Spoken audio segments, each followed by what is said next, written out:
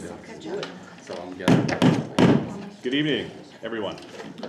Welcome to the fourth regular meeting of the Board of Directors of School Administrative Are we District number recording? 52. We are. Okay, sorry. Gabby, we're recording. You're recording. Okay. So, no problem. We're going to start off with a Pledge of Allegiance led by Kyle Kieran. Back corner. Pledge allegiance To the flag of the United States of America and to the republic for which it stands, one nation, under God, indivisible, with liberty and justice for all. All right. You guys handle it? Kyle was like flubbing up the words, and I was like, I was checking to make sure he wasn't having a stroke. You okay? Wow. Jeez, jeez. That's not in our norms. All right. Way to start us off, guys. Yeah, this one's already off with a bang. Well, let's start with the minutes. Any folks have any thoughts or comments regarding the third regular meeting minutes from September the 19th? Seeing none, they are approved by unanimous consent. I do not have a board report for this evening. So with that, I think we are ready to go right into public comment. And unfortunately, I didn't bring my little piece of paper. You need to give that to me so I can print it for you. And so, I just want to make sure that everyone knows that public comment is structured and has a set of regulations that we have established by policy. There is a public meetings policy on our website. I normally have a whole summary of that to provide here tonight. I'm curious, is there anyone here tonight that is wishing to speak? Okay. Considering no one's wishing to speak, I don't think we need to get too much further into it than that. So I'll move on to communications. There's one communication that I have, which is the acknowledgement of $1,000 from Horace Mann for a special staff celebration. It was won because of one of our teachers, Denise Philbrick, who recently entered their back-to-school sweepstakes, qualifying TES for a chance at a larger prize, and Turner Elementary won for $1,000. So thank you to Horace Mann. Carrie? So I'll just say out loud that this is the second big amount of money we've gotten from Horace Mann this fall, so we're doing well. And the first amount was used in the preventing homeless. We have a grant for that, but that additional 1,000 added to that pot to be able to serve a wider group of families. So thank you, Horace Mann. All right, I have one resignation, Shannon Ryman, payroll specialist, effective October 11th. New hires, Jay Jackson, custodian, district-wide. Doug Rhines, special ed tech 3, woohoo in ed tech. And then 2 new substitutes have started, one district-wide and one serving Green, Levitt, and Tripp. Okay. Where's Doug at? What's that? Where's Doug? At the high school. I got him. The last name sounded familiar. So. Yes, it's a family affair amongst Family the affair Rhines up there, I family. love it. We'll take them all. All right. Any other comments, questions about those communications? Adjustments to the agenda. The only thing you'll see highlighted in red is there is an executive session that has been tacked on to the very end of our new business. If you didn't see that emailed previously, otherwise it's just as it was published. And our next item of business is committee reports. We'll start with the Finance Committee. Ashley, do you have anything to report? We did not meet tonight. Our next meeting is October 17th. Okay. PTV, I know PTV met tonight. Kyle, do you have anything to report? We did meet tonight. We discussed a little bit of an updated timeline that we do not have on the wastewater treatment plant. And we'll be meeting with EI for a capital improvement project, discuss more on that. And our next meeting is going to be October 30th at the Levitt High School. Okay. We said that jokingly about the wastewater treatment plant, but I assure everyone we're taking it very serious. And it's just joking at this point because it's getting to be so long. Yeah. Thanks for the correction. Yeah, go ahead. Is there an update on the request for a bus transportation? Bus stop change that comes So we in? met tonight. We're going to revisit the site out in Turner and on Route 4 and look at that area, and we'll come back and after that have a better grasp on what we're actually up against. So I have nothing more than that to date. Ultimately, PTV is going to make a recommendation to us, and we'll put it on our regular agenda at some point when we get that recommendation and make a decision at that time. Yeah. Policy Committee, Jamie. Yeah, we did not meet tonight. Our next meeting is scheduled for October 17th, 5:30 at TPS. We do have a policy on the agenda, that is 10.3, which is policy JLCD, it's administering medication to students. This policy was updated by the state in November of 2023, and it is updated, this is from the website, the state Jamie, law. This is a regular agenda item, right? It is, Coming up? yes. Yeah. I Yeah. think we're gonna ask you for a whole summary of that when we get there. So if That you wanna, would be lovely. if you wanna hold, if you wanna hold that until I do. then, that'd be great. All right. Okay, I forgot it wasn't on the consent Right. agenda. Yeah, it's a regular one, all right. perfect. And that's it. That's it. Okay, thanks, Jamie. Curriculum Committee, they met tonight. Bree, do you have a report? I do. We did meet tonight, and we spent about half the time sharing about this main learning results. Those are the standards that teachers are expected to use in assessing students in their learning and understanding in the different content areas. We shared with the committee members the Department of Education website so that we can all be on the same page and understand where those standards come from and a little bit of what we know about the work that the state does at that standard level and how they revise and how often they update the standards. And we encourage anyone who wants to look into standards a little bit more. There are 8 content areas that they have standards for, and you can go to the main Department of Education website to geek out on standards, because it's fun to geek out on standards. Join me, it's fun. Then the second half of the meeting, we talked a lot about how the district recently implemented the reading curriculum at the elementary level, and it is district-wide across the elementary schools. It's called Into Reading, and Teresa shared with us sort of like the process and the checklist that the district team went through in selecting and the criteria that they checked off in selecting that particular curriculum and instructional resources for the district. And again, really just getting ourselves that foundation of where is the district at currently for curriculum across the different content areas, and we will look further into math and performing arts as they are starting to do the same process that ELA did last year in the spring. So we'll bring you more updates about those moving forward.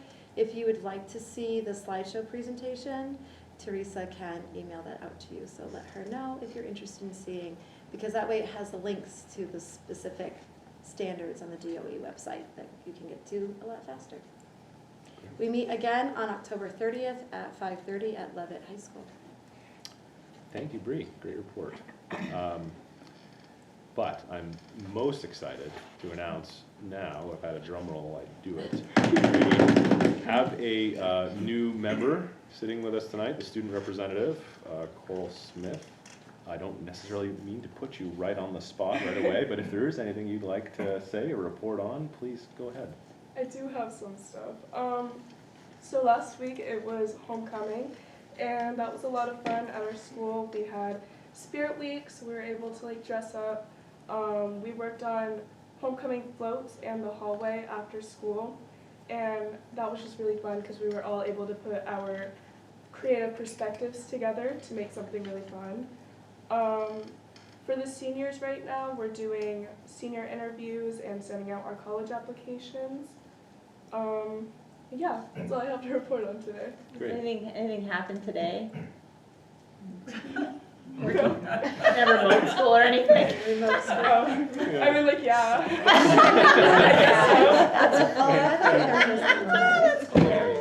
That's awesome. Forgot about that. Who won for homecoming?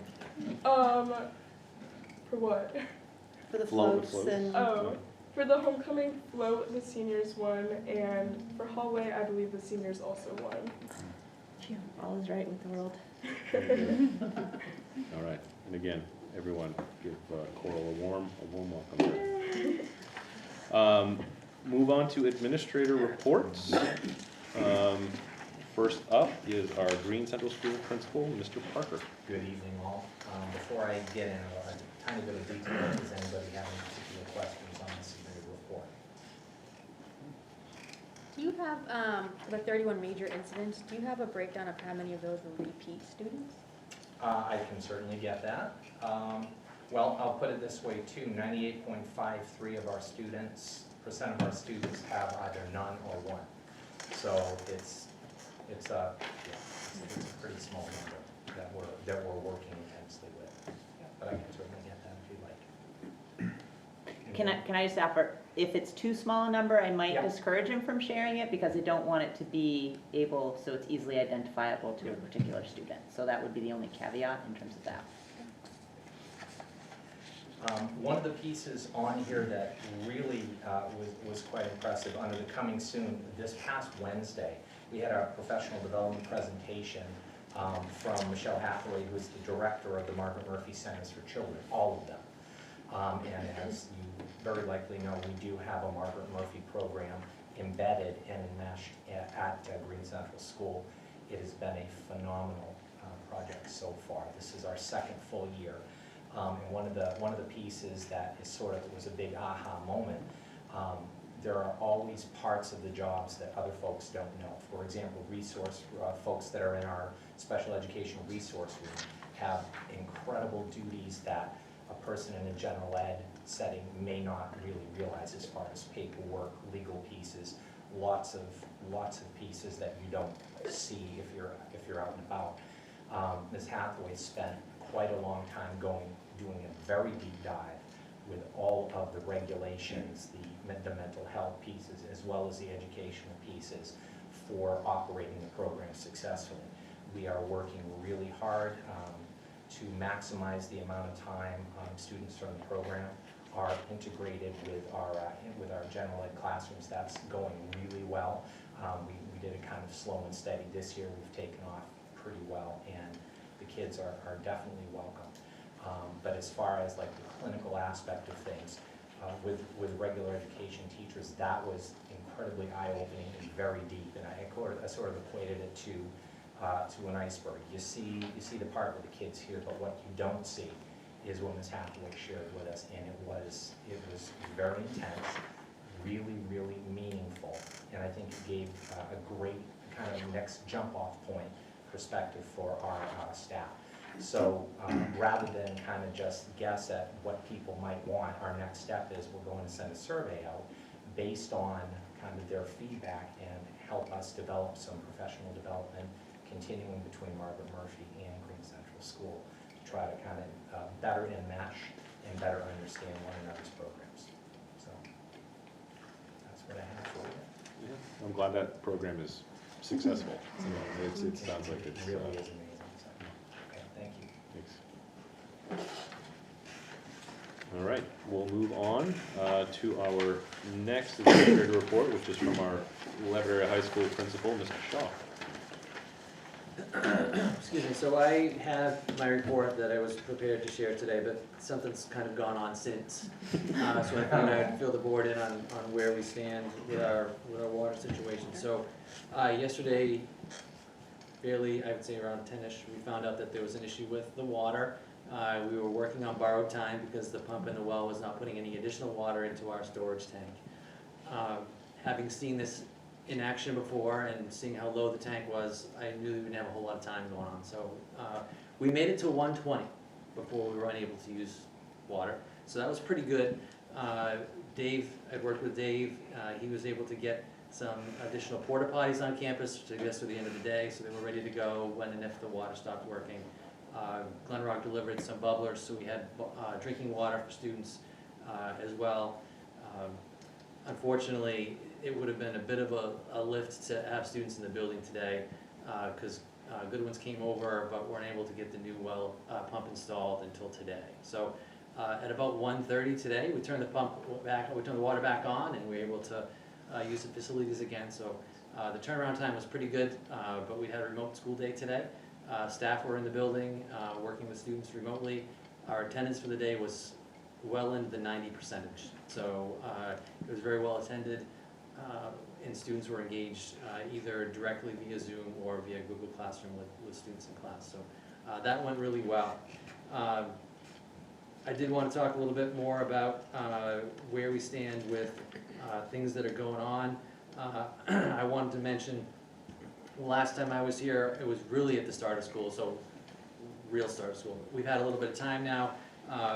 We've continued with our efforts around cell phone use in the building, and it is having a significant impact on the building. And I will be updating you at every one of my board reports on where we stand on that, because it has made such a dramatic difference in the classroom and in the halls during classes, and just generally the atmosphere on the building. So it's not necessarily like a cakewalk, I wouldn't call it that, but it's definitely worth the effort. Additionally, homecoming went really well. Coral mentioned that. We had a lot of folks around the building, around the campus on Saturday, well into the evening, until after the football game was over. So I was at the field hockey game to start the day, and I'm going to estimate that there were 6 or 7 people deep on the sideline watching the field hockey game. Yes. And that carried, what's that? I said, yes. Yes, there were. I was. And that carried through for the remainder of the day. So great day overall. Many thanks to Mrs. LaRoche and Mrs. Labrie for pulling that all together. On Tuesday of this week, we hosted a speaker from the Maine Bureau of Highway Safety's Choices Matter program. Can't remember his first name. David Francisco, there it is right there. He is an accomplished singer-songwriter, had a great message for the students, well received. Students spoke very highly of the presentation, as did the staff who were there, so that was very good. And just kind of a long range, in November we will be hosting our now annual JMG Job Fair. Mrs. Quachesney is well into the planning stages of that, so looking forward to that as well. Any questions?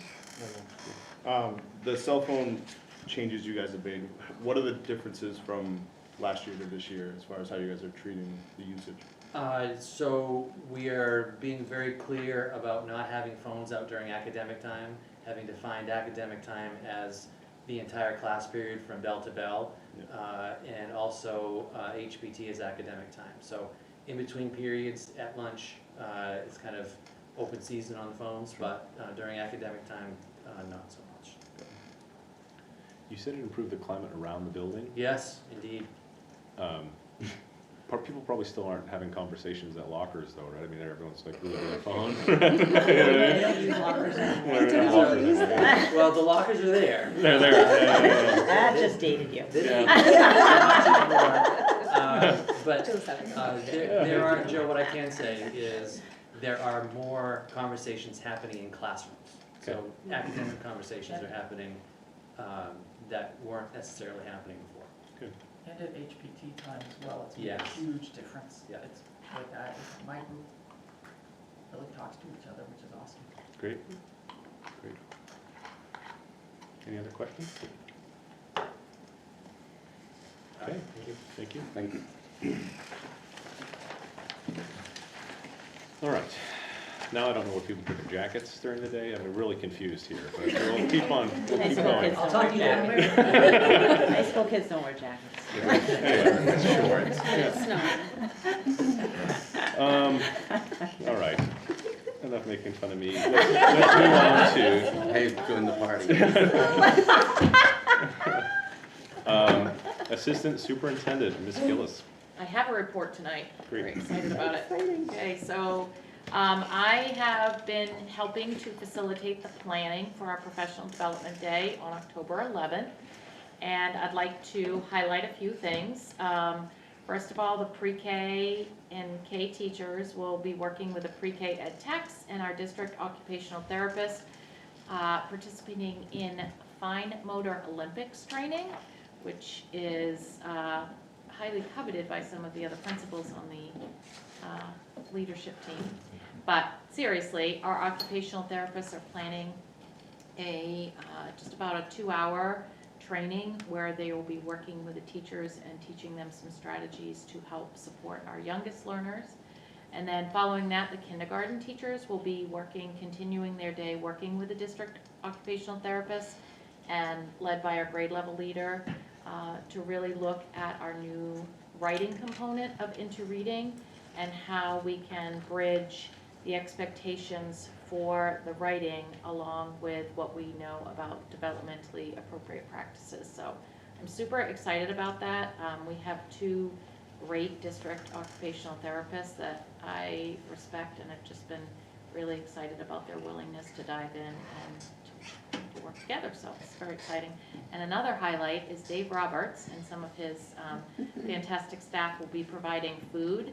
It's a much requested potato bar is back again, and so staff that are working at Turner Primary School, Turner Elementary School, and Tripp Middle School will be served a potato bar that day. What is a potato bar? What do we have? Pizza. So a potato bar, sorry, Baked Evan. potatoes. A potato bar is you have baked potato. Dave, do you want to describe it for us? Baked potatoes with all the toppings, chili, cheddar cheese sauce, bacon bits, steamed broccoli, sour cream, Butter. and then, butter. All the other sides. Potato bar. It's popular. Along It with is. salads. It's something we kind of made up. I mean, Yeah. it's a real thing, but Yeah, then Dave, It self-serves really well. People can take Yeah. what they want and work right down the line, and it goes pretty quickly too. Yeah. so this is probably the 3rd year for the potato bar, definitely Last year second. we did the chicken fajita bar. and Well, was that I different. missed, so that is coming back at That some was a point different this year. event, yeah. Yes, so Dave has been great in working, our elementary teachers really appreciate the food, and Dave has been great at coming up with following our suggestions for taco bar, fajita bar, and potato bar. We're very excited about that, so. And that's my report. Okay. Thank you, Teresa. We'll move on to the superintendent's report. Ms. Smith?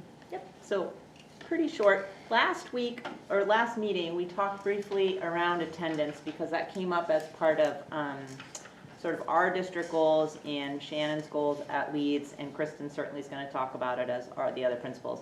And what I felt like I didn't do a good job of was talk about that attendance is not just about sort of like compliance or meeting the state requirements, and what the impact is on students when they're not in school. So I thought I would just provide you guys, we're not gonna go over it, but just like a short summary of some research that's out there around the impact of non-attendance at school for students, just so you have it. If you want more information, I'm happy to pass it along. But these are like quick little summaries, just for you to look at.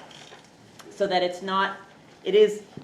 we know by research that when students aren't in school, they don't do as well. And particular groups of school students are even more negatively impacted when they're not in school. So the importance of attendance is really about making sure that all kids have equal access to their learning and making sure they're making progress. So I thought that would just be helpful for you to have. Certainly happy to take questions emailed if you want. The actual documents, you can click on links. I think all those titles are links to the actual research studies.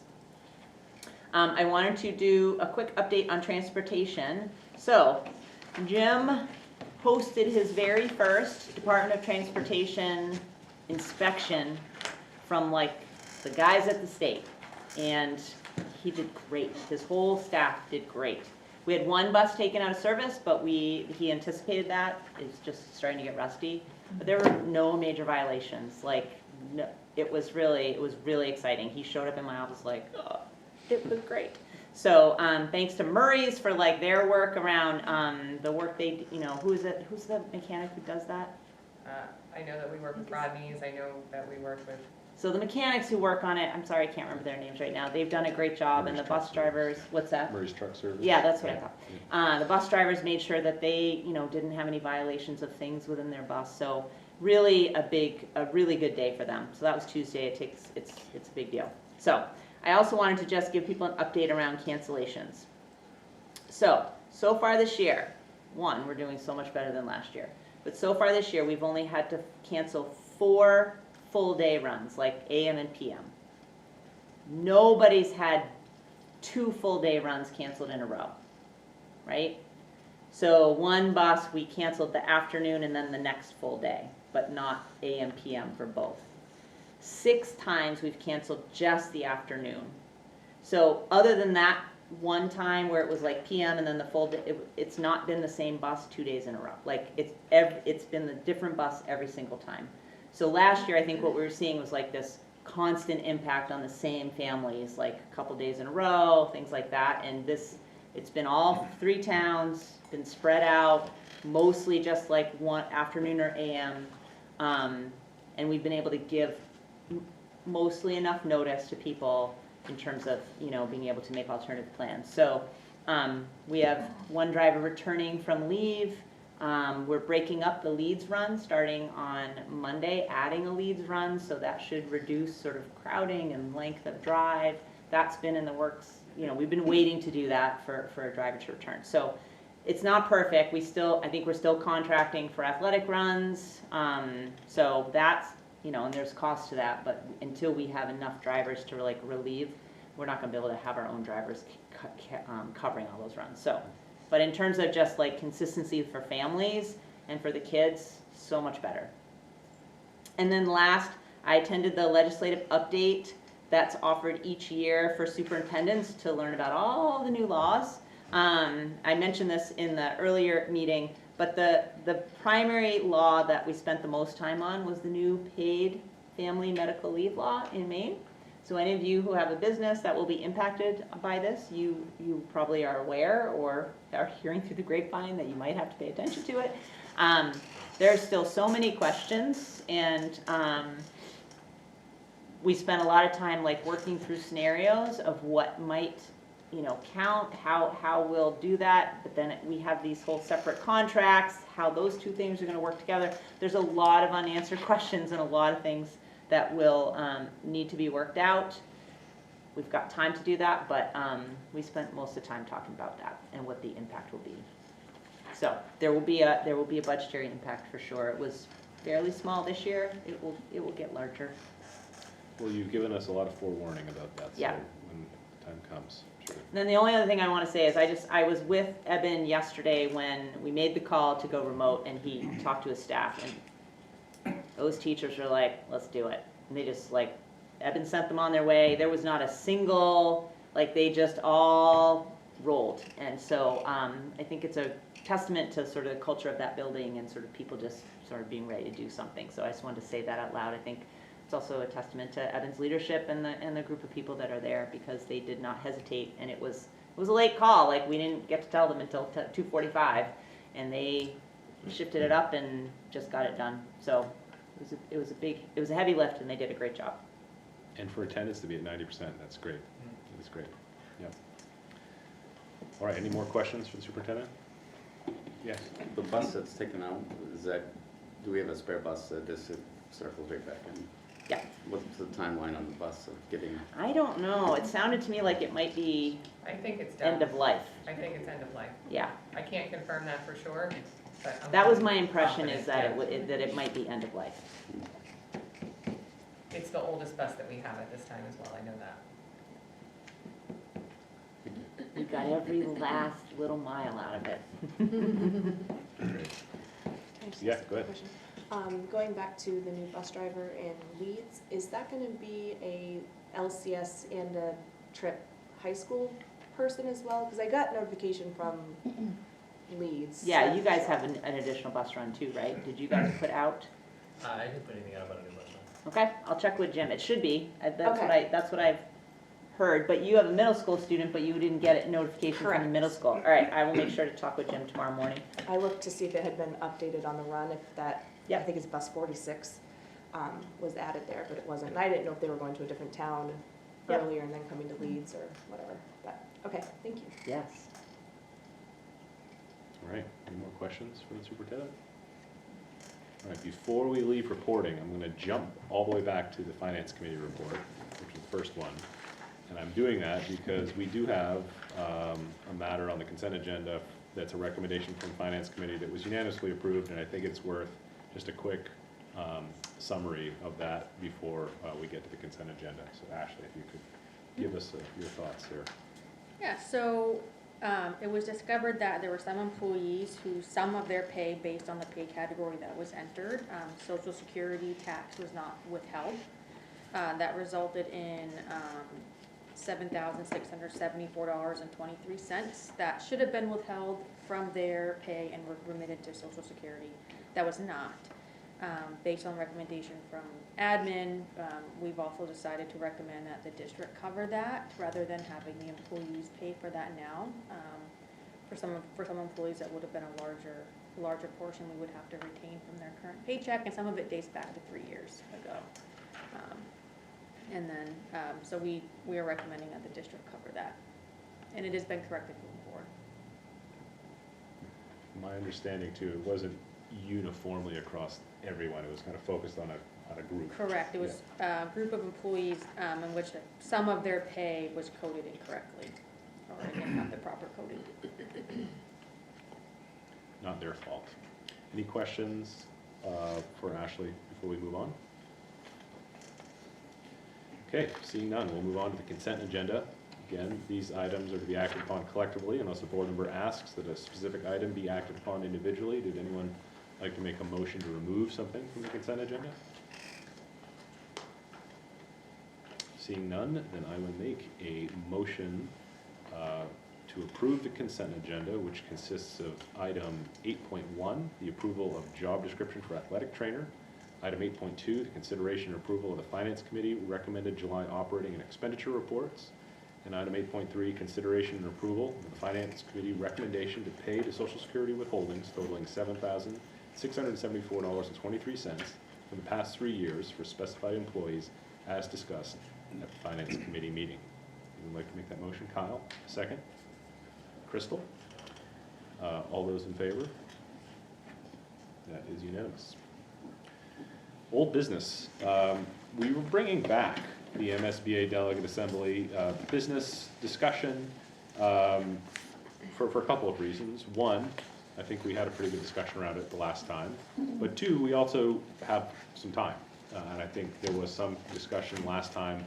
Some folks were more interested in looking at things a little bit more and maybe continuing the discussion. I don't necessarily want to rehash another AI conversation. I think we did that one pretty well the last meeting, but in light, and Jamie, correct me, when is the assembly meeting? The 19th. The 19th of October. We had, I think last time, talked about it being in September, like we weren't going to have enough time to have another meeting, so we do have some time. I just thought we'd put it back out there. Does anyone have anything specific from the MSBA Delegate Assembly topics that they want to discuss further? Just wanted to make sure we all had the opportunity. Doesn't seem like anyone has anything further. Okay, then we can move on from that really quickly to new business, and that will be our first will be a presentation by our Turner Elementary School principal, Ms. Conway.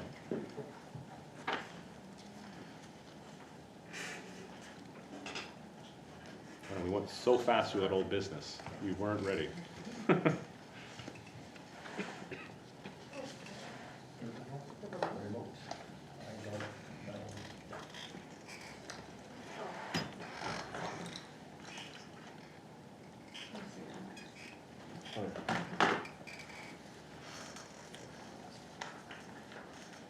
This is for you, just because it's hard to read. Wait on wrong chair.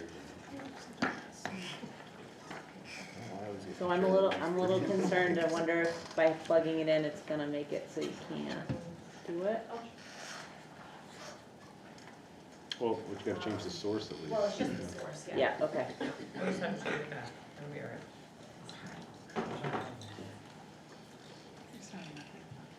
No, I think we just need to make sure one gets back to,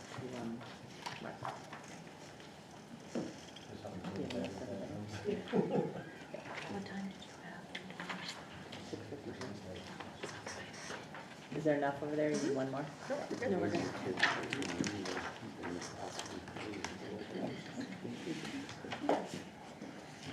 This is why I didn't want Dave to plug it in.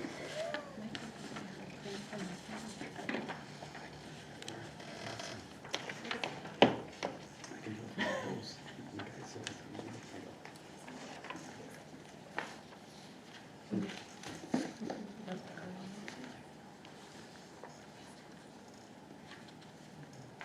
could just plug it in too. Yeah, just plug it I bet she doesn't have it. Can I just use It's, your computer? And share this thing with you? there we go, because it's HDMI and it's not gonna work like this. in. We'll let Brady go home. Actually, I can do it from mine.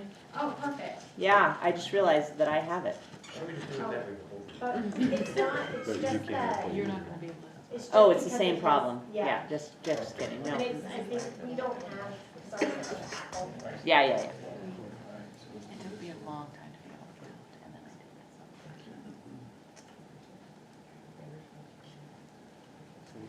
There must be an Apple TV over there. I don't think there is actually. No, because- that's, They have problems. yes, I'll send it to you. So you just, if you log into your, oh yeah, So anybody there? if she emails it to you Or and you Kristen open can it in log your in. email, Yep. then you'll be able to do it. Or Kristen. We're just not gonna look at his email in case there's anything. Can anyone read that from here anyway? It's not even 70. Can you see what it says? So we definitely have time to talk with the delegate assembly. We can entertain. Why not bring AI back on the table, right? There we go, look at that. Teamwork Good. makes the dream work, people. Good job.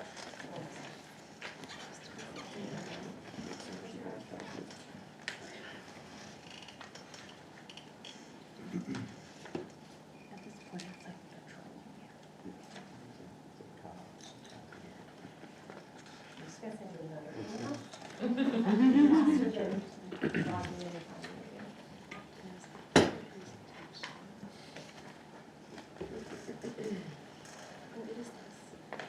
I will just say out loud, not the next meeting, the 19th, but the meeting after the 30th is on a Wednesday. Because Halloween is Thursday, the 31st. So we have 2 meetings on Wednesdays this year because something was happening on Thursday. So I'll send lots of reminders, but like, beware. Last meeting in October is on a Wednesday.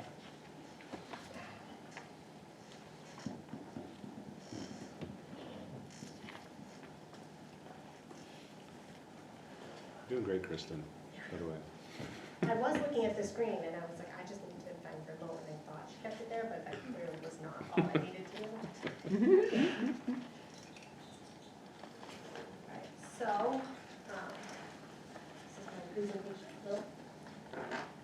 Alright, so this is our school update. I just took this picture on Monday, and really I took it because I thought that tree was so cool, how big it is, but I also like that our outdoor classroom is there.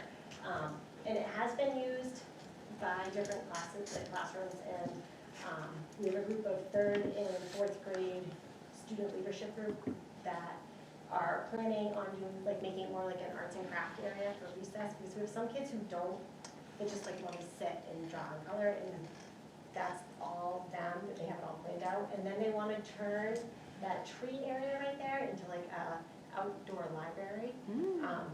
So that's when they're in big stages about getting couches and stuff. We have to Couches? talk them down on that. Some good ideas. This is our enrollment for this school year. I'll show you in a second, but our enrollment, it seems to fluctuate a little bit by like give or take 20 kids every year. But anyways, this is this year, we currently have 297 students. I just always think it's interesting to know. Sometimes I'll hear parents or kids will be like, all I have are boys in my class. And that's usually from like girls who want more girls, or boys who want whatever. So it's just nice to look at that. About 22% of our students have an IEP. 8.5% have a 504. We have 1 student in each grade that's identified for ELL services, and then 6% of our students have GT services. Can you explain those initials? what they- Yes, I'm sorry. Yep. So ELL is the English language learner. so their primary language wasn't necessarily English. Out of those kids, I know most of those parents don't speak English as their primary language, or they don't speak English at all. So that's been, especially with some of our younger grades, so that's been, actually, especially this year, there's talking about truancy, navigating that a little bit, because that particular, this student was, the report we got was that she was always late, or she didn't come to school at all. And what was happening was more something that had to do with like, just a miscommunication because they didn't know English, and what they were getting was in English. So we were able to fix that issue, which was awesome. And they have someone come in once a week who works with them to get some support. 504 are for students, and it doesn't stand, well, if it does, section 504 is what it stands for, but it's just a branch under the IDEA, and it's really just to provide accommodations for students who need something else to help them be successful in the classroom. So sometimes it's like they need extra breaks, or during testing, or they need to be in a small group, or preferential seating. Sometimes it's like a check for understanding, or helping them to, like prompting them to advocate for themselves, especially at this age. So instead of just sitting there and being like, I don't get this, I'm not going to ask, helping them learn, like it's okay to raise your hand or get some help. GT is gifted and talented.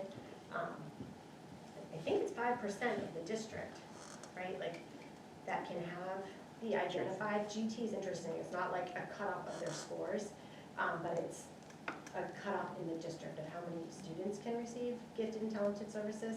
So I've never actually done the math, but I was pretty excited that we had 6%. So.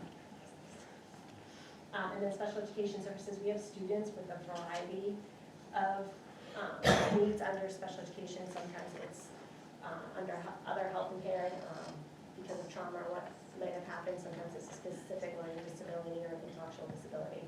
And I'll get into it in a second, but we also house the autism support program for grades 3 through 6 here. So this is what I was mentioning earlier. Roughly like every other year, we have about 20 more kids. But with Carrie today, we're looking at our enrollment for the next 2 years, knowing that Turner Primary has gotten so much bigger. And if we were to take our current enrollment right now with 297, and then move those current 6th graders up to the middle school and bring the 2nd graders up here, our count would be at 306 next year, and the year after that would be 309. So that is getting a bit bigger. This is about our autism support program. So there are right now 11 students in this program, and it's a district-wide program for grades 3 through 6. These students in this program either have they have a one-on-one adult support. Sometimes that's someone through the school, like a special ed tech, and sometimes it's through Woodford's, which we contract out through for a behavioral health professional. And even though the Woodford staff are contracted through somewhere else, that's who their employer is, they are part of that team. And they're a great team. They will do anything for the students, and we really help bond with them, and our next step is trying to help those kids.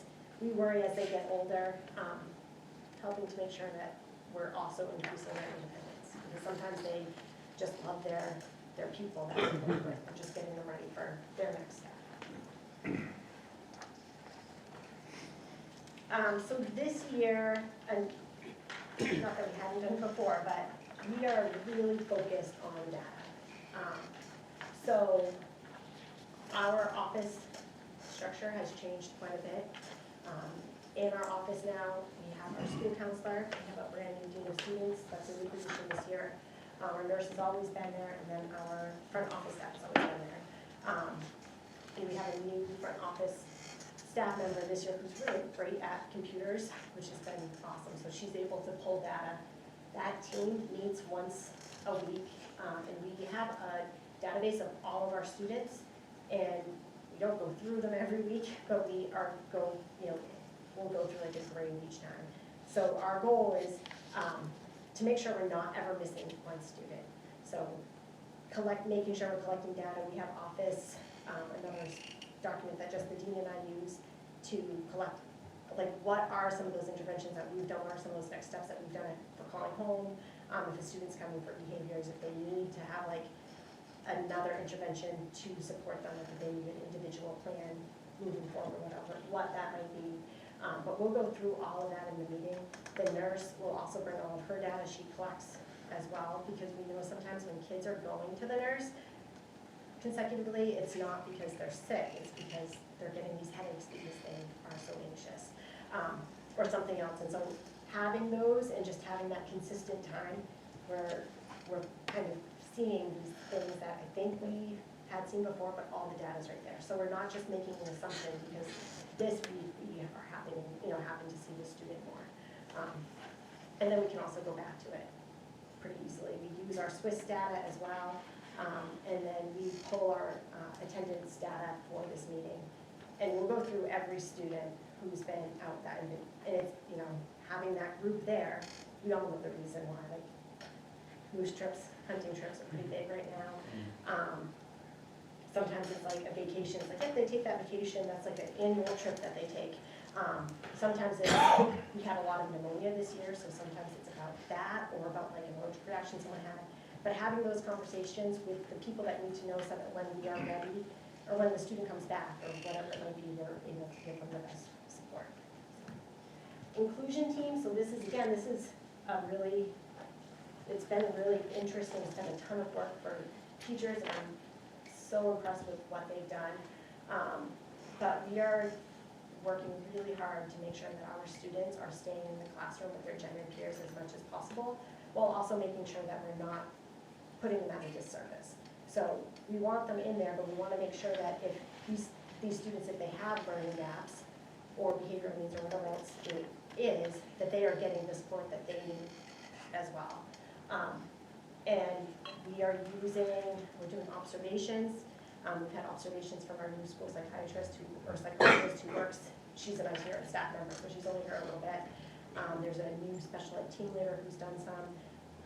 All the case managers have, I have, instructional coach has, teachers have, and with those, we're just formalizing more of what we're seeing.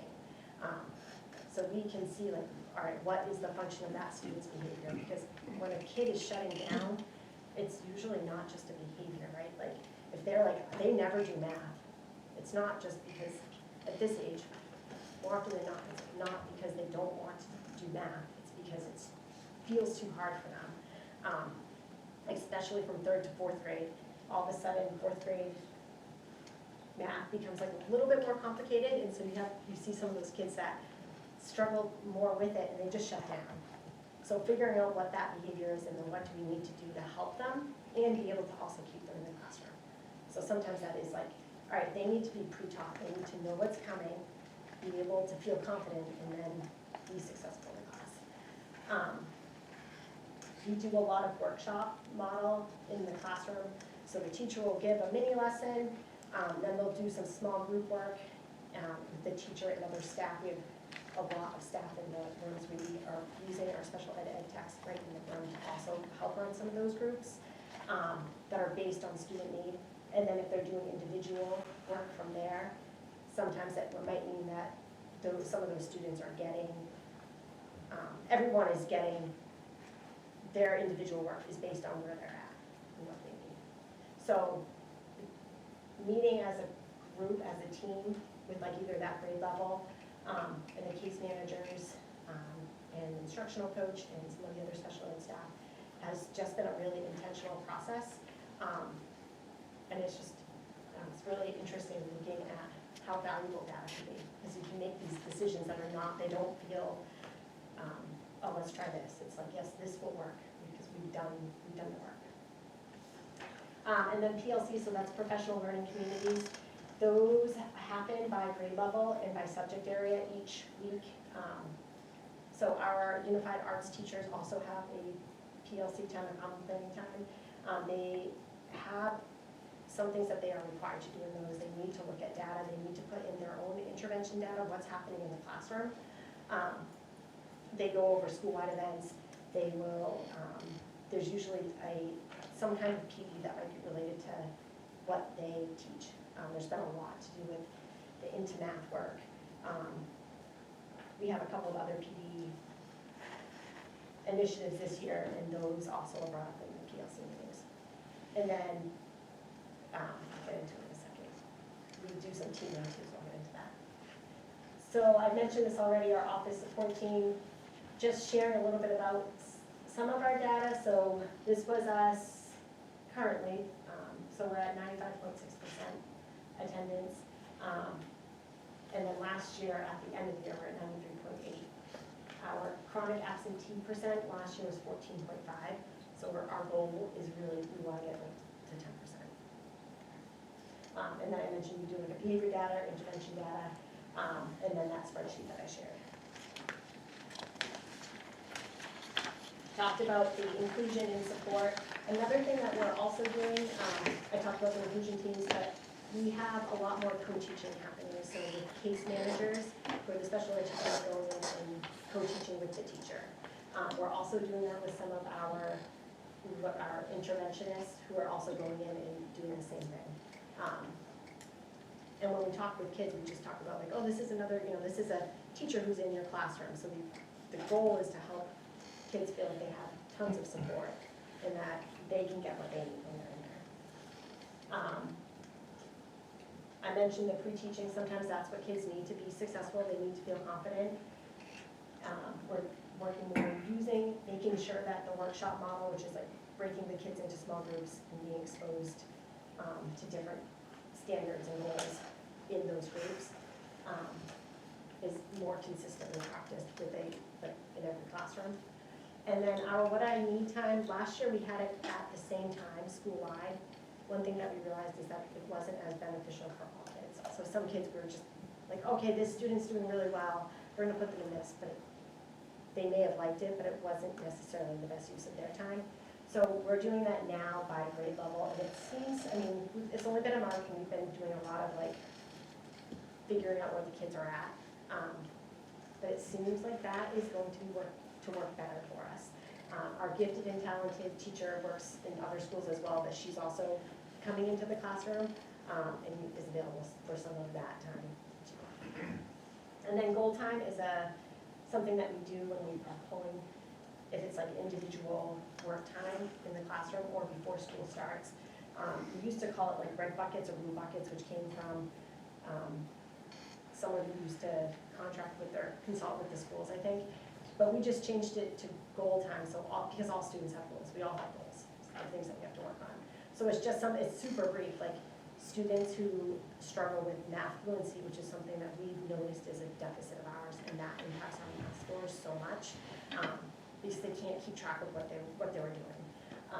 So helping them learn their multiplication facts and just practicing them every day for a few minutes is proven to make a huge difference. So we're working on having that be just a very consistent piece of our day. And then also checking to see, like, are these students showing progress? And if they're not, what else might be going on? Grade level teaming. So I mentioned the PLC time. They all have that once a week. So we have a new schedule this year, as well as I think a lot of elementary schools are doing that. But we were also able to make sure that within their schedule, there's common planning available for each grade level. That's the PLC time. By team teachers, so each student has two teachers, like a math teacher and a social studies teacher, and then their content is social studies and science is split. But they have an addition, like one of their days also has that time. Another day, they will have a common planning time with a subject matter teacher. So the two 6th grade math teachers would have a time together that they can work. And then we have a classroom intervention spreadsheet that the teachers will input data for their students. This is just, they're really collecting this specific intervention data for their students, that they're really being intentional about what those interventions are, and they work on that weekly as well. I didn't put it in here, but they also have time with their students' case managers. And sometimes it's like a shared time, like it might be the case manager will have time to go in with them during their team teacher time. but just trying to build or work more on the communication, because that way we're helping kids, you know, the more we're communicating, we're gonna be supporting students more. So our goals, first one is instructional practice, or practices. So working on classroom intervention strategies, including math interventions, pre-teaching, workshop model, like I mentioned, and the pushing model, so the co-teaching, having the other staff in the room working with the teacher and the kids, so they're all getting that support, and then looking at data analysis. So how are we, sometimes, and we're all human, and it's very easy to be like, this student gets in trouble all the time. And when you look at the data, you can see, no, that's only this month, what's going on this month, who do we need to talk to? Other times it can feel like working with kids, you work so hard, and it might feel like they aren't showing any progress. But if you are collecting that data and you look over time, maybe the progress isn't as fast as we want it to be, but if they're showing progress, that's a celebration, something you have to look at. If they're not, what is it that we need to work with? Sometimes it's like they need to be taught a different way. We can't keep doing it this way because progress isn't happening. As a school, we signed up for the Math for Me program, which is through the main DOE. And it's like, it's professional development that we are getting at least monthly, if not more, with a core group of teachers. I mentioned it earlier, but they gave up 2 of their summer days, they didn't get paid or anything, to learn about math, best math practices. And then about once a month, they spend from 3:30 to 5 on a Zoom call, just doing some non-math PD. And it's not about using a specific curriculum, but it's about interventions and how to help kids have some productive struggle through math so that they can move forward. And then some of the representatives from the DOE will come in periodically throughout the year as well, and they'll do some workshops with us, going into the classrooms, showing some best practices, doing some member talks with them, so helping kids like explain their thinking. How did you answer this? Why did you answer this way? And kids think that's pretty neat sometimes, like, oh, you would answer it that way? Because that doesn't make sense to me. But knowing there's more than one right answer. And then we're doing the Clarity for Learning work with the high school that Teresa had set up, and we had our first day last Friday, and it was a half day, and one of the activities that they had was to make like a puzzle, and then there's pieces off the side, and the goal is like to help kids have a better clarity of what they're learning. But I have seen like probably 4 puzzles that have been posted on walls in classrooms and everything since then, so that's neat. This is, again, just a picture of some of what we're doing. The Clarity for Learning, that's just it's just providing a piece of evidence. That's the document from our first day on last Friday. This is the Math for Me. They do like a news article that they send out once a month as well. And some of the stuff that I really like on there is they'll put ideas for us, like, oh, what are some simple things that we can do to promote family engagement or to get kids thinking about math. And I talked to a kid today who was struggling with like multi-digit subtraction, and I was like, how would you answer it? And then I told him how I would answer it, and he was like, your way doesn't make any sense. And it was a great conversation. And his way was probably better than mine. And then this is just an example of those teacher, like in the classroom, intervention data tracking sheets that I mentioned. So they're set up with a 1, 2, 3, 4 scale, just like what we use. And then what they're working on, and then what are we seeing for growth every week. And they're about 6 weeks long. So if we don't see any growth, then we know that we need to try something different. Our second goal is on culture and climate. So increasing our consistency with instruction, expectations, and responsibilities to promote a stronger school culture and sense of belonging. So our goal, I don't like it when kids are like, I like going in here because of the way, like this, I don't know what this teacher is going to be doing, or I don't know, this teacher has different rules than this teacher. We can all be different, but students should have some shared expectations. It shouldn't be like, well, this teacher doesn't care if I raise my hand. Like, even if we don't necessarily agree with it. It's kids, especially kids with a trauma background, and unfortunately we do have a lot of kids with some of that. need that, need to know, right? Like they need to be able to understand what's coming next. So having some of that consistency helps our kids follow through on expectations.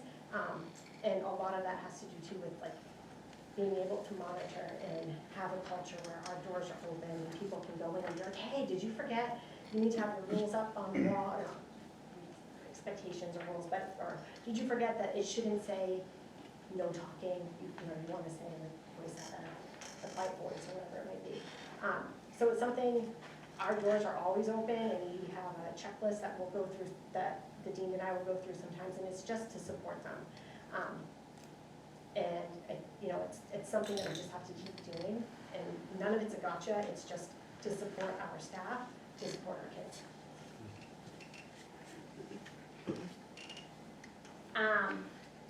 We also, I didn't mention it, we've always done this, but this year, our school-wide, we have a school-wide learning objective every week, and we do it over announcements. But this year, we tied it to our core values, so that way, and it's like one core value for the month, but the learning objective changes a little bit. So it'll start with like, for October right now, I can define our October core value of teamwork. But then as you go on throughout the month, it gets harder and harder. So at the end of, or towards the end of September, it was, I can be a role model with our core values of citizenship and safety. And then this picture, I should have put it on here, but this picture right there was a picture that, because one of the things teachers are like, hey, if you have a picture, let me know, and you put it up on our wall over there. This was kids showing teamwork, because they were doing some activity together with their hands. So just having a show what that looks like. And then communication, teaching and learning. So I talked a lot about this. Sometimes it's just having those conversations, being able to be sitting in a room and planning with the teacher and realizing, hey, does this, when he's with you, does he do this as well? And then figuring it out together. Or sometimes with, especially with co-teaching, if someone is planning or pushing into the classroom, for other staff to know going in, being part of that planning so that they can support the kids. Because they know what's coming, they know like, okay, this is, I'm gonna take this small group at this time and we're going to be working on this.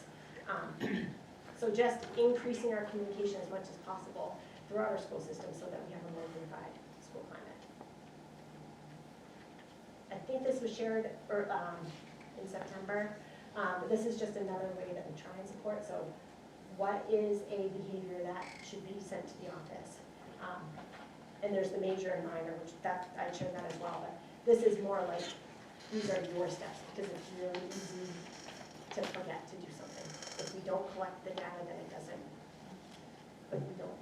do anything for us, right? So just the reminders of like, okay, you need to make sure that you're also contacting home, or I'm gonna be contacting home, but I need to get more information. This is our habits of work. This is, the 5th grade and 6th grade are more intentional about a lot that they do with our habits of work, but our unified arts teachers are also doing a lot with our habits of work for all grade levels. Just trying to help, all of our students. These are things we want them to work on, want them to practice, to be able to be responsible, respectful, be able to persevere. And those are things that take practice and they take time. So just, we have that spreadsheet just to make it clear what means someone's beginning or working on this and what is to like exceeding. With all of that communication and reminders and monitoring and having a new dean, which has been amazing. So she and I we usually are both, one of us will go to 1 to 2 recesses a day and 2 lunches a day. And we do our best, so one of us is at one of each of those. So I'm always at a lunch and a recess, and she's at the other lunch and recess, which has been a huge help for our behaviors that we're seeing. Because sometimes it is a reminder of like, I know you haven't seen this, the staff member, you want to talk to me about this, but right now your job is to rotate through here. Sometimes it's like, just catching something right away and you're like, oh, remember, we're not doing that. And so the student doesn't make a mistake that gets them in trouble, that becomes a bigger deal. So this is, I know it's just the beginning, but the green is our major incidents average by day last year, and then the blue is this year. So So that's like, I sleep at night now, so that's exciting. And it's just made a huge difference. And then we have in our schedules, Sam Albert is our dean, and it's a goofy time, but from 12, it's right after lunch and recess, so from 12:50 to 1, we have a meeting, and it's a 10-minute meeting. So it's just to check in, like, hey, how's it going? Did you deal with this? Okay, I took care of this. Did you put this in? But again, it goes back to that communication. School safety and building. So I'm super proud of what our school looks like right now. Last year, at the end of the year, we had a complete rehaul. We removed so many things that were super dusty and probably 1980s, 1990s, that had just been stuffed. I don't know how many of those overhead projectors that you use, that I was like, okay, I don't think we're gonna use these. What, you don't use those anymore? I did say one. You're because I- old tonight. I was like, I have to just have one. You're gonna be like a 100-year-old man. Did we get an email where someone was looking for one? Yeah, I did see someone was looking for me. But we also built, you can see that, we built 2 offices, because the pod was actually not the best. Kids would kind of like find it as a place to not always behave if they could, but those are now areas where staff members have their offices and kids will go in there and work. And that's been awesome. We have, I mentioned her before, but Steph Whittier is our new head of maintenance, and she is doing awesome. I should have listened to her today, I always should, about moving over here, but she checked in with me like prior to this year. I don't think I ever saw the Zamboni, or I don't know if that's the right word, but the thing that cleans the floor, Covers it. Yes, and she's always like, I'm gonna come right in, and we'll do it right before this, we want it to look good, and she cares a lot about the school, which is awesome, and it's showing with kids and staff. It's just, it looks so much nicer, so that's been awesome. So part of our goal is to continue that and to continue to update and upgrade our school. And then the other part is just, not just, but emergency procedures, making sure that we are all set and prepared for any kind of urgent situation that comes up, so that we know what to do and we are keeping our kids as safe as possible. And that's a picture from, you can't really tell what it is, but it's from a fire drill, so. Oh, this is a little thing too, but another thing, these kids over here, so our lost and found used to be this overflowing mess that I don't even, there's probably thousands and thousands of dollars worth of clothing items in there. But I feel like with kids having more ownership in our school, there are a group of fifth graders that were like, I want to have, they called it an investigations club, and so they, each week, will take pictures with me and of all of our items, and then we put it up on that TV right there, and just to get items back to kids. So that's really neat. They're also working with Steph, who has volunteered to clean all the clothes because they kind of sit and they get that smell, and then fold them and store them in baskets, because we already have the pictures, and then just to keep them up there and post and share. So that's been neat, just so we can take that. And now, Great, thank you. Anyone have questions? Thank you. No? Thank you so much. Yeah, thank you. All right. Next on the agenda is going to be a presentation by our food service director, Mr. Roberts.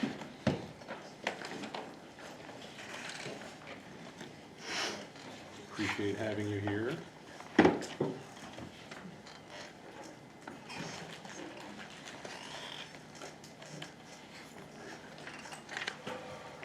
Very good. So I wanted to do a presentation about our meal programs, particularly how the USDA guidelines ensure nutritious meals are presented and consumed by our kids. We participate in 2 programs, both administered by USDA at the national level. The lunch program, we're going to talk about the meal plan requirements for that program, as well as the National School Breakfast program and its meal requirements. Again, the national programs, but they're administered by MDE at the state level. So we have a child nutrition department that administers the programs throughout the state. They do a great job. A couple of baseline things to talk about first, are procurement. USDA has pretty strict guidelines on selecting a prime vendor, so it's a 3-year bid. Think of companies like Cisco, North Center. We're currently using Dentist Paper and Food Service. And these companies have a school nutrition specialist that helps us to procure items that meet all the specifications. Actually, that one vendor alone, we're managing about 500 inventory items with that one vendor alone, and a couple hundred more items with secondary vendors, so fairly complex purchasing operation. USDA commodities comprise about 20% of our food items. So what happens with that is for every lunch we serve, we generate commodity dollars for the following year to be spent. In our world, that's about $120,000 in USDA commodities. Think of bulk products like chicken products, diced chicken strips, boned chicken, ground beef, beef patties, cheeses, sliced, shredded, frozen vegetables, frozen and canned fruit items. So we get deliveries once a month for those products. We pre-select those based on need, and those coming once a month to us. The net off invoice program is part of the USDA commodity program. What happens here is big producers like Tyson, McCain's, Gelati's Pizza, they accept bulk commodity products and in turn produce items that we can use that are made with school specifications in mind. We also do local purchasing. There's a couple of programs. There's a state program and a federal program that incentivize local purchasing. So we have rebate programs that allow us to buy local products at a discounted rate, which is nice. We also participate in the Harvest of the Month program. That's a state program where it highlights main products. Like each month is, like I think September was tomatoes and October is apples, November is something else. So it encourages us to buy those products and highlight those on our menus. As far as nutrient analysis goes, we have to have on file nutrient data for all the ingredients that we buy. And the folks at our prime vendor are great. You click on a button and it shows us all of the nutrient data for everything that we buy. For any purchased products that are prepared, we have those products as well. And for any recipes that we develop, we also have nutrient data analysis for those recipes on file as well. So getting into what we talk about as a food-based program, the USDA talks in terms of meal pattern components, and the 5 major ones that we'll be talking about are fluid milk, grains, meat alternate, protein items, fruits and vegetables. The lunch program requires that we offer an item from all 5 of those groups. So if you look at your lunch menus, typically you'll see that those are all being offered. What generally happens is, if you look at the pizza on the bottom right, it's a combination item. It's going to have the grain and the protein as well. Think of a cheeseburger or a spaghetti meatballs. You've got your pasta, which is your grain item, your meatballs are your meat item. So for lunch, you have to offer all 5 components. We talk about offering versus serving. The kids can opt out 1 or 2 items. They don't have to take all 5 items. Like if somebody doesn't like roasted carrots, they won't take them that day.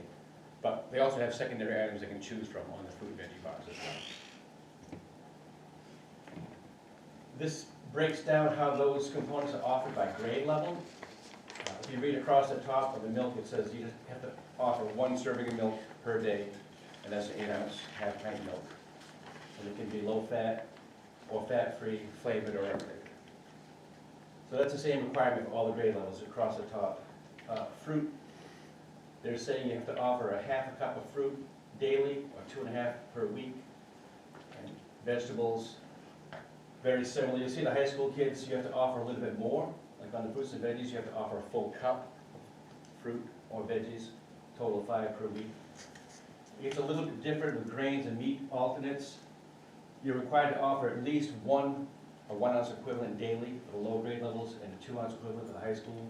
But you have to average between 8 and 10 a week. So most menu planners are menuing a 2-ounce equivalent of that protein item. We'll talk more about that in a minute too.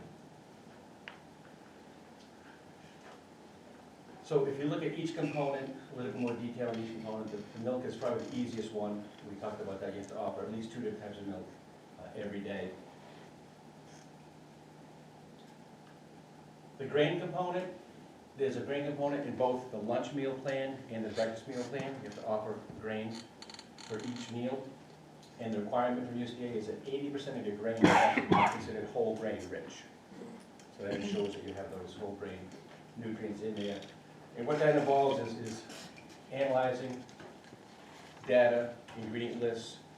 You're looking for whole grain products, and that would include whole grain breads, rolls, pastries, brown long grain rice, whole grain pasta, things like that. So you are allowed 20% of non-whole grain items. So in our world, it's things like, we bake our own muffins, so we do buy some prepared products, but we bake our own muffins at all schools now, and it's a whole grain rich muffin that we bake daily. We see our varieties, we've got a few different ones that we try it so often. So the meat alternate category is not just meat, it can include things like seed products, think peanut butter, soy nut butter, things like that. Yogurt contributes enough protein to be considered a meat alternate. The different cheeses, eggs. And we talk about ounce equivalents. It can be a bit confusing, but this slide will help a little bit. 1 ounce of chicken, or 2 ounces of chicken contributes 2 ounces equivalent.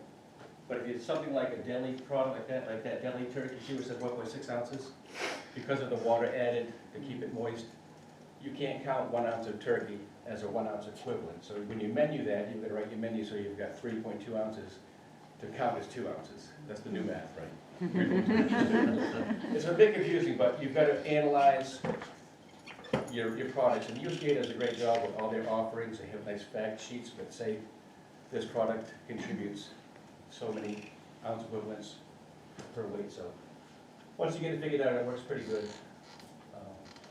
But again, when you look at entrees, you're going to see different sources of protein in there. So in our world, like I said, a lot of the entrees, most of the entrees include the protein and the grain. It's typical, right? So I just wanted to show a few examples of some of the home cooked stuff that we do. We do a lot of scratch cooking in our district. We always create something different. This is a high school product with the long grain rice and the USDA chicken, white meat chicken, and then we make our own sauce. So that's chicken teriyaki, very popular item. We started doing poutine a couple of years ago because people asked for it. So we do, that's USDA pulled pork with a whole grain roll. And the cheese curds are from Maine. We buy them either from Pine Lane Farms down in North Yarmouth, or there's a farm up in Ellsworth that we source from as well. It's actually pretty popular. I was kind of surprised that kids would eat poutine, but they like it a lot. We did it in middle school too this year, so pretty popular. This is a special that we do every month. We do either roast pork or roast turkey every month. We picked pork in October so the turkey would land on as close to Turkey Day as possible. So that's a nice product. That boneless turkey roast comes from USDA, and there's a whole grain stuffing that counts as a grain component. And you can the sides are pictured there with it. And as part of our local purchasing, there's a USDA fish program. This started during pandemic when the fishermen didn't have any place to sell their product. So they paired with schools and said, look, if you guys just come pick it up, we'll sell it to you at a huge discount. So we can get fresh, we got pollock, monkfish, hake, haddock. It's a little challenging to menu it for little kids. We have tried it. It's mostly a high school, middle school phenomena. Their favorite thing is the haddock tenders, pan-fried tenders. But we tried stuffed haddock. That went pretty good. We did lemon baked haddock. We do chowders here and there with fish. So I just thought I'd show that to you guys too. It's kind of nice. So the other major components we're going to talk about include vegetables. You can buy frozen, fresh, or canned. The second bullet point talks about vegetable subgroups. We'll get into that a little bit, but it's encouraging us to serve a variety of vegetables so that all those nutrients are represented across the board. The third bullet point just tells you that 1 cup of lettuce only credits as a half cup, because think about the density. And then beans and legumes can be either a vegetable or a meat, but not both. This just details, again, by grade level, what you have to offer the kids in terms of vegetables for lunch. And this is what we're referring to as vegetable subgroups. There's a much more exhaustive list than this of what represents vegetables within those groups. And the requirement is that you offer at least 1 vegetable from each subgroup each week. And I'll tell you, we offer way more than that with our fruit and veggie bars. But you can see why they do that, because a lot of these are nutrient-rich products, and if you didn't specify that you want that variety, they may not show up on the menu. Because kids are creatures of habit. They want to eat the same thing all the time, so you really got to work hard to introduce a good variety for them. But it does work. This picture came from Green Central School earlier this month. This is just representative of one of our fruit veggie bars. They do a great job over there. We were talking about it earlier, Doug. But this, you'll see this in any school with the fresh fruits and eat your colors and that kind of thing. So even though when you look at the menu, you're seeing one fruit and one veggie on that particular day, they're getting multiple choices here. They're getting up to a half dozen of fruits and veggies each day. So, and the kids are very adventurous. They'll try different things. They do a pretty good job. And I think that staff helps too, because staff is very encouraging, and they develop that rapport with the kids, which makes a big difference.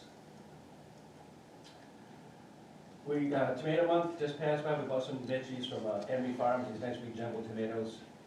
And it's hard to serve to little kids, these big giant tomatoes, but we diced them up, and then at one of the schools we sliced them and made, I think they made bacon ranch and chicken sandwiches today at the middle school with sliced tomatoes on it. They're really good. So the fruit requirements very similar to the veggie requirements, a half a cup per day. For the high school kids, it's a full cup. So you can mix that up. If you look to your left, like the banana in the 4-ounce fruit juice, oftentimes we'll serve a 1 cup offering, but it's 2 components, like the fruit juice and the fresh fruit. A lot of times the fresh fruit, like that banana right there, it's not a jumbo banana, it's a kid-sized banana.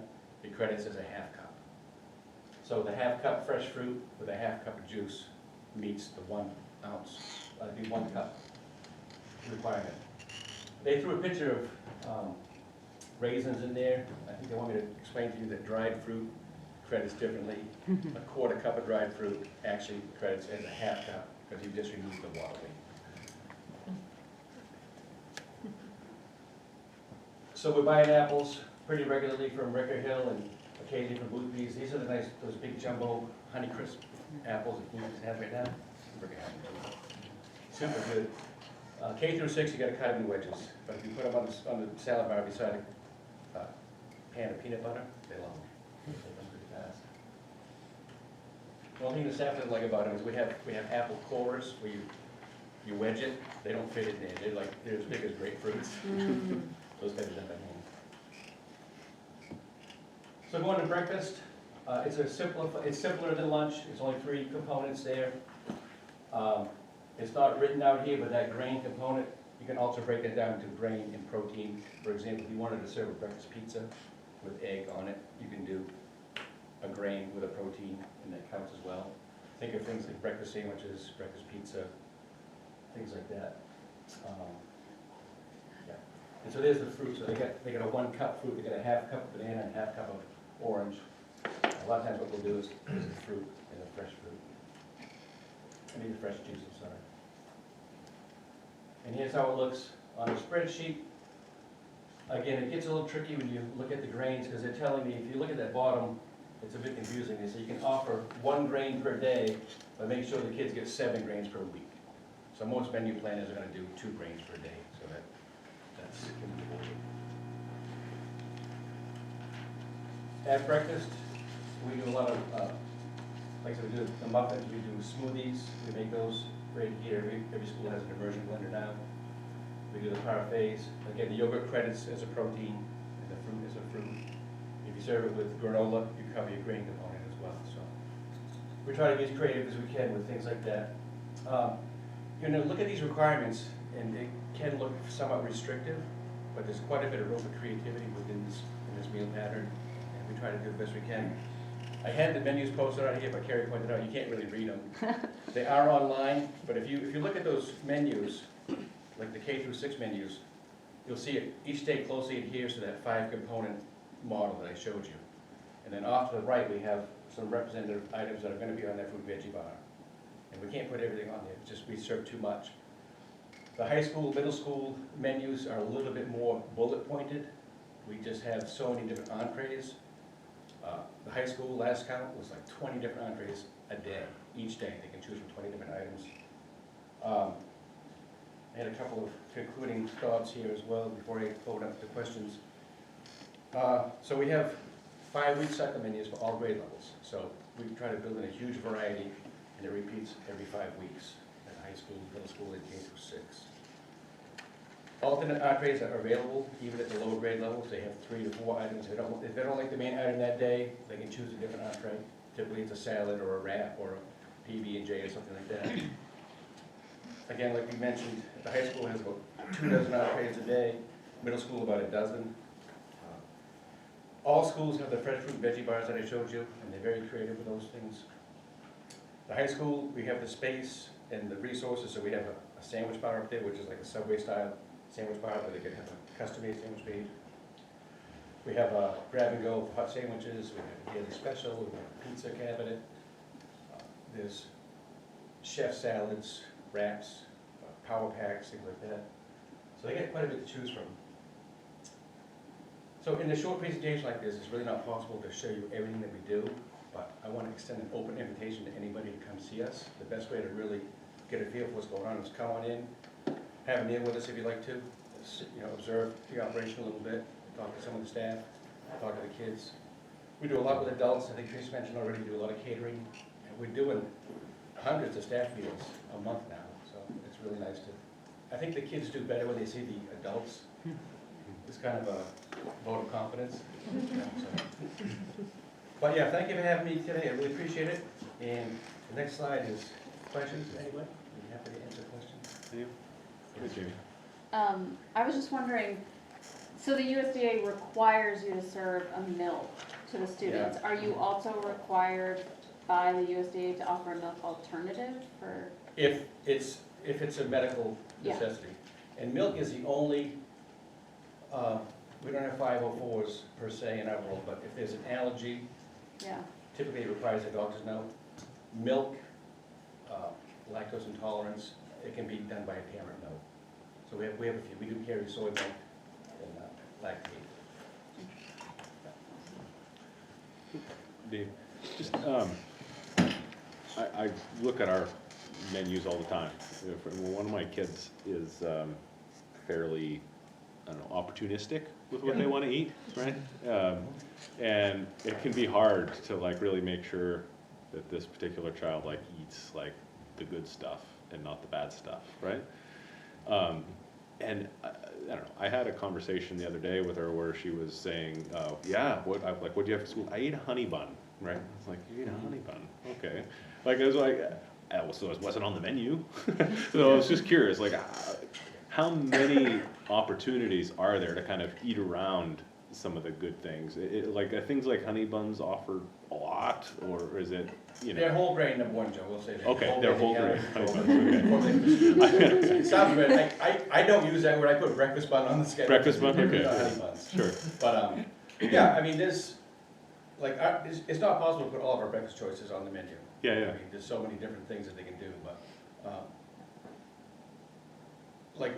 at the high school, we have pizza every day. So if a kid wanted to eat pizza every day, they certainly could. Yeah. So it's a challenge to build a menu that is kid-friendly and caters to their preferences. But if they're predisposed to taking their own convenient foods all the time, I think that's a parent conversation more than anything. But we really try to rotate it as best we can.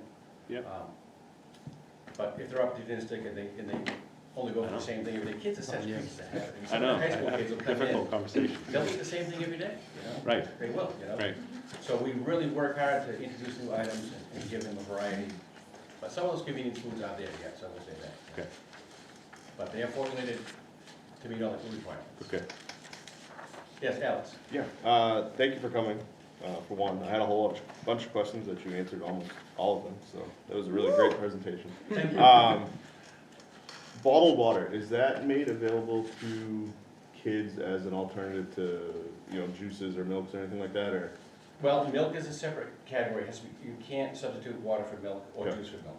You have to offer them milk. The juice is offered at breakfast, but not at lunch. Okay. Water is available in every cafeteria. There's water fountains at every cafeteria. Right.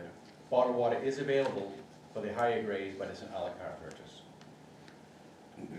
And do the same obviously with the hot lunch and breakfast programs, it's pretty specific, but with the à la carte offerings like at the high school, are there similar requirements for Yes. grain and, you Yeah, know, well, the there's- breakdowns of it's- sugars and that sort of stuff? I'm sorry, No, one go more question. There's a requirement for à la carte items, it can't be any more than 200 calories, that's a limit, and no more than 35% of the calories, no more than 35% can be from fat or from sugar. So you're looking at reduced sized, baked Lay's, potato chips, things like that. Mhm. The ice creams are really, if you look at ice cream sandwich, it's really small. No sugary drinks at all are allowed. Yeah, there's requirements on that. You have to actually, it's called a smart snack calculator, you can look it up online. Yep. Smart snack calculator, and you just take the nutritional label and just type it in, it'll give you a yay or nay. And my last question, what's done with the waste? Is it repurposed or anything? Well, first of all, I love that question because if I have a kitchen that's generating excess waste, that's an operational problem, Sure. So we really try to minimize the waste, quite frankly. We really keep meticulous records. If you look at the high school, we have about a half a dozen production records every day. One manages a salad bar, one manages a sandwich bar, hot food, cold food, breakfast. So we track everything, so we really minimize waste, so we don't have a lot of throw away. And I think there's a couple of schools that take home a little bucket with, or someone has chickens or something like that. Sure. Yeah. Little bucket. That's what you get. The bucket. Well, you're gonna have some waste when you scoop out a cantaloupe and stuff like that. Oh, yeah, yeah. And on Fridays, you're gonna have some waste, you definitely have. Okay. Anyone else? Thank you very much. Thank you, appreciate it. All right. Now moving on to a motion to consideration and approval of policy recommendation first reading and acknowledgement of revised policy JLCD, administering medication to MSAD52 students. Anyone like to make that motion? Jamie, is there a second? Crystal? I cut you off earlier, Jamie, when you were explaining all about this. I just want to thank you for cutting me off. So please, proceed. I'm glad I didn't have to do it twice. So this is JLCD administering medication to students. We do currently have a JLCD, and that will be eventually, once this one is adopted, deleted. Specifically because of an update to Maine state law that went into effect November of 2023. So the law was updated to allow trained personnel to possess and administer emergency medications with a collaborative practice agreement between a licensed physician in this state and the district. So basically what this does is it allows the nurse or a trained personnel to administer the medications in a life-threatening emergency to any student, staff, or visitor on school grounds or during a school activity. Those specific medications are listed in the policy, but they are glucagon, Narcan, and epinephrine. So epinephrine has always been included on that list. Now Narcan and glucagon are also going to be added. It also adds something that we've always done in practice, but we've never had a policy for it, which is it lays out in policy the administration of medications on a field trip. So if a student needs medications while they're not at school, it gives the nurse or a trained personnel requirements of what that training looks like, and then gives them the ability to administer that on a school field trip as well. Okay. So this was a recommendation from policy, but not unanimous, or was shown up on our consent agenda. Anthony wasn't present at the meeting, Okay. actually, so. It was what, a two vote recommendation? Yep. Okay. Was there anything that you disagreed with on the policy, or anything else you wanted to chime in on this, Anthony? So one of the recommendations that I made, but I was not able to attend the meeting, was that under the definitions for medication, that it specifically state that it does not include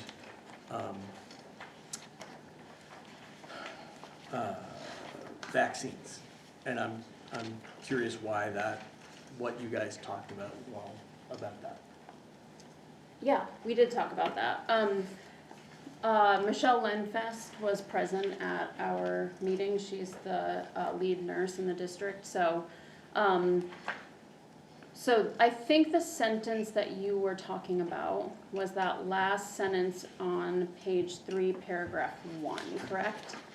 Where it says, for the purpose of this policy, medication does include epinephrine, naloxone, and other non-injectable opioid overdosing agents. Can you point that again? I'm Yeah, trying to find page it. 3. Page 3.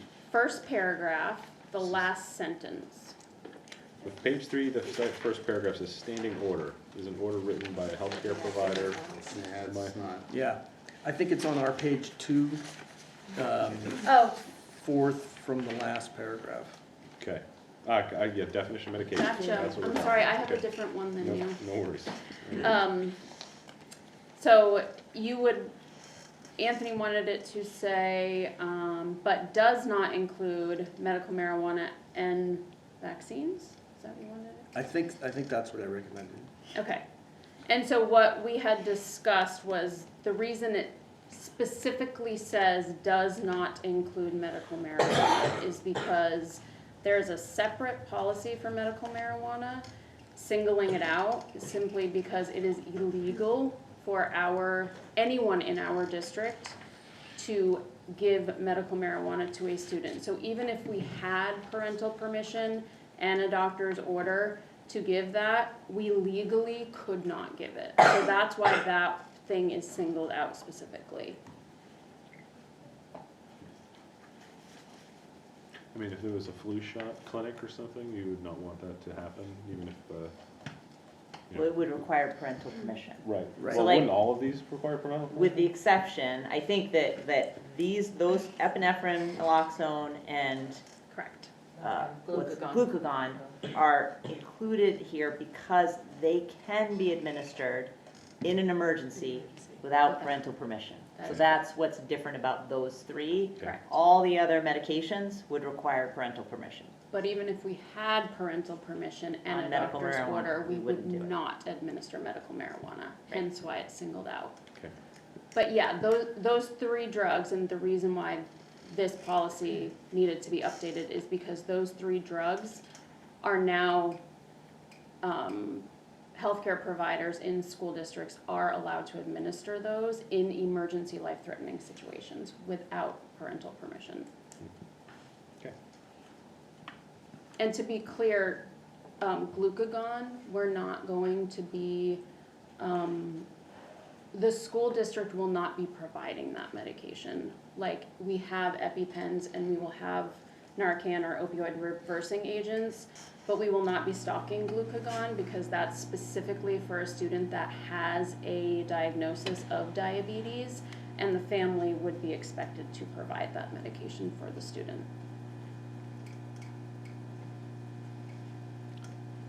Any other discussion around this? Yes, sir. So I had put in that little suggestion because I think there was a case here in Maine, I'm pretty sure there was a case in Vermont, where children were given vaccines without parental consent. And basically the school said, well, just do it anyway. They did. And bizarrely, the court basically said, yeah, you can't hold the school liable for that. That, you know, as a parent, I can't really find that acceptable. So I just think that having something like that here that just kind of says, yeah, vaccines are different. We treat them very differently. There is no instance where you could decide, well, there's a pandemic, it's life-threatening, so we're gonna do this. And because of this court precedent, there really isn't any recourse for the parents. So that's why I put it in there. All right. Any further discussion around this? All right. Seeing no further discussion, the motion on the floor is to approve the recommended policy. All those in favor? Is that 1, 2, 3? 5. Okay, 5. All those opposed? Got 2 is abstaining? I'm gonna say I wasn't part of the committee meeting, so I wasn't really able to be part of that conversation. So I don't hold anything, I'm just gonna abstain. Abstain, okay. And then Coral, you can vote, you don't have to, but just a reminder that you can, and it will be noted. All right. That brings us to the next item, which is 10.4, our consideration approval of school board norms for 24-25 year. All of you that are paying attention to our workshops understand that this short half page is the culmination of 3 different workshops. I guess we'll take, I'll entertain a motion to approve the board norms. Kyle, second on this? Well, before we discuss, is there a second? I'll second. Okay, thank you, Crystal. Discussion, go ahead. Did, because I know Peter wasn't at the workshop. Yes. Did he have an opportunity to speak with you, or do you know if he had a chance to review? I have exchanged some text messages where he felt they were very appropriate. I could read it exactly, but that was pretty much what he said. Yeah. Any other conversation around the board norms? Thoughts? Okay. All those in favor? That is unanimous. Very good. All right, so that brings us to the executive session. So at this point, I will entertain a motion for a request for an executive session to discuss duties of officials, appointees, employees pursuant to 1 MRSA 4056A. I'm going to make that motion. Kyle, seconded by Crystal. All those in favor? It is unanimous. Thank you much. We'll go